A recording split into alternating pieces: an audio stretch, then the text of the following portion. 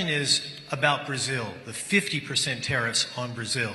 Can you explain why they are being hit with 50% tariffs and why it falls under the umbrella of the International Emergency Economic Powers Act? Certainly. Happy to do that. Now, to be really specific about Brazil, there's actually two regimes at place right here. There's the reciprocal tariff rate of 10% on Brazil, which everyone in the world has, which we're trying to do to control the global trade deficit, which is a huge problem for us.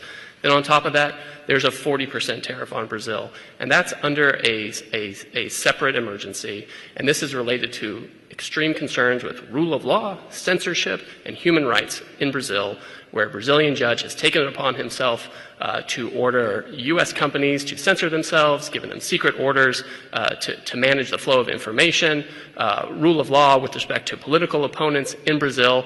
And so when the... And the unlawful detention of U.S. citizens who were in Brazil. Correct. Now, the Treasury Department has often used IEPA, which is the shorthand for the law you're talking about, to impose sanctions, which will cut off countries or companies or persons entirely from the U.S. financial system and cut off trade entirely.